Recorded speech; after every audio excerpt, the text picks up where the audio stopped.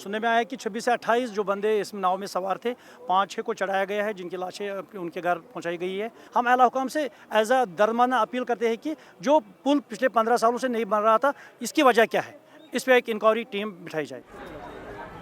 जब हमने ये सुना, हमारे घर में मातम छाया। बिल्कुल हमारे घर में नहीं, ये पूरे गणबन में, पूरे कश्मीर में मातम छाया।